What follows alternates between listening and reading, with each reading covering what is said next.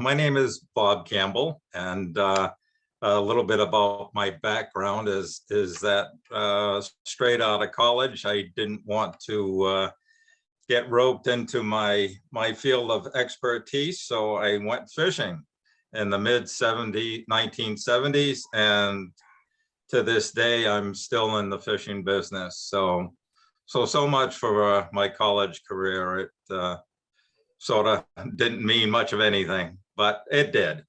And anyways, I went to work as a commercial fisherman, and I was a commercial fisherman until the end of 1990, and then I started. I took over a fisherman's co-op in Newburyport, Mass. And 5 years later, we merged businesses with the Yankee Co-op in New Hampshire, and got everybody together, got all the fishermen together. We handled ground fish, lobsters, tuna fish. So we've gone from a tuna fishing co-op to we have diversified over the years to handle any product. Basically, our thought was, and my thought is that anything our fishermen could catch, we needed to be able to sell. So right off the bat, we had a little bit of an advantage, I think, over some people who were happy doing what they were doing, catching their fish and selling it, and those businesses that were just handling one or two products. And I think that the key to survival, and especially in this day, is to diversify and handle many different products as you can, and as many different types of product. Meaning that if you're just catching the ahi, you have to be able to do some. It means more work on the fisherman's part or on the buyer's part, but you have to install in your head that no customer is too small.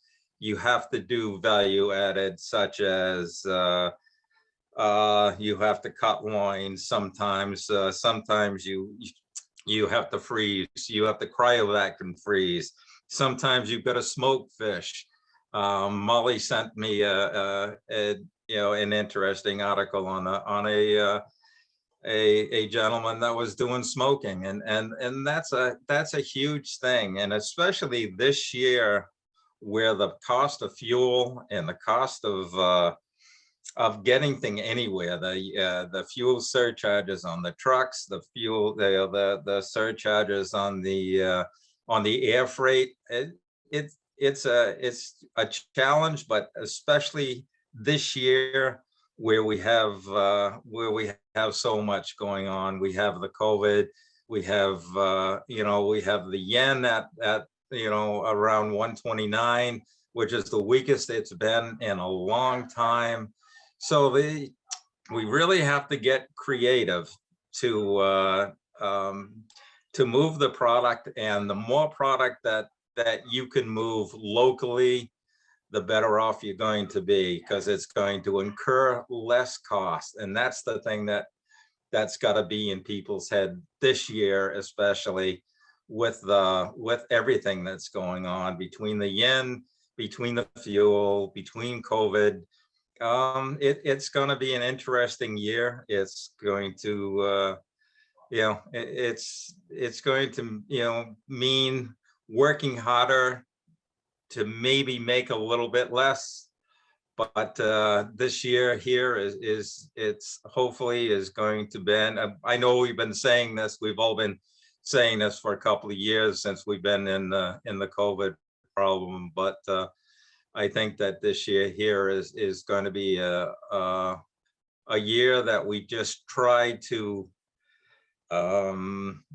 maintain and build for the future, because I think this year here it's going to be very tough for businesses as well as the fishermen, because they've got to pay increased insurance, increased fuel. I mean, bait's going to increase. Everything is going to is tied in together. And what we did is at Yankee Co-op is we started a retail store. That's another thing that we should have seen earlier, but it's really has taken off now, especially with COVID.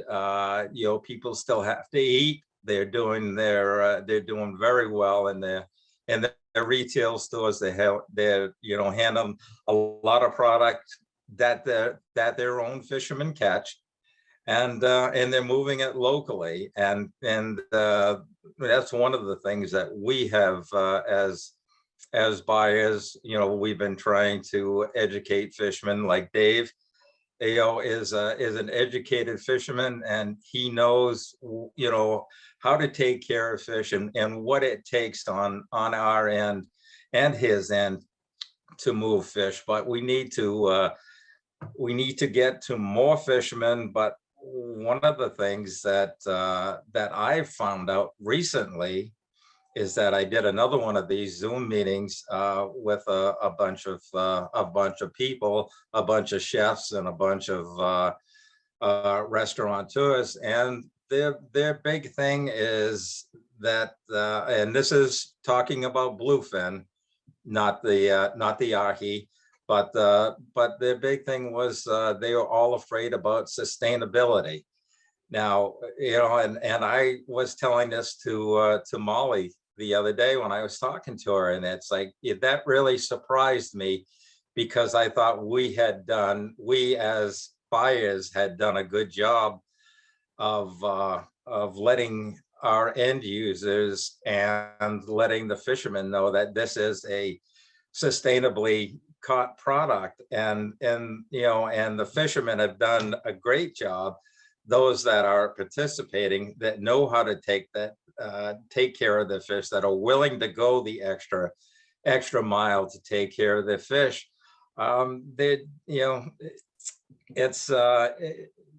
It's sort of left me kind of like stunned that all of these people are reading something that and I will name it Fish Watch, that says that the bluefin are still overfished and on the endangered list. Yet our government, and I don't really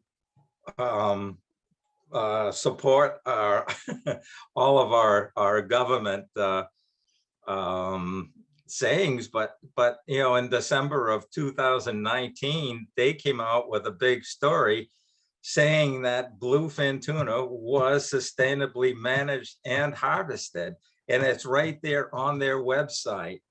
And I sent it to a couple of people from the other meeting, and it's like, geez, how can you believe without knowing anything what one person says, but not believe what the agency in charge of the management says.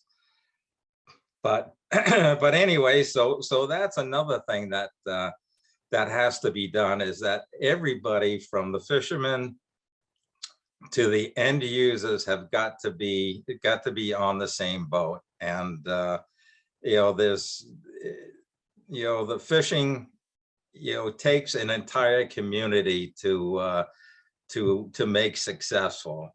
And that would mean that that the fishermen that go out every day, they've got to buy fuel, they've got to buy bait, they've got to buy ice, they get food for their trips. I mean, it's not just one thing or the other. And get the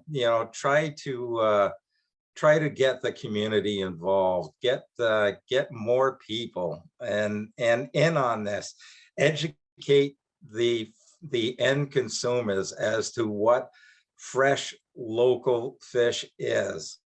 And and I mean fresh as in wild caught, not as in fresh frozen that they buy from some of the big chain stores. that are raised in farms, and I am totally against anything that's raised in a farm, and I'm sorry if there are some farms that do it correctly and do it the right way, but very few, and I think that the word has been out. We've done everything from farmers markets all the way through, to try to get word to the people and word to the end users that there is nothing like a fresh, local, wild-caught product. So on that, I am going to end it, unless there's any questions. I appreciate the time, and thank Molly for all the work that she's done to help our bluefin, and it's been very rewarding to be part of a little part of helping her and her students do what they do best.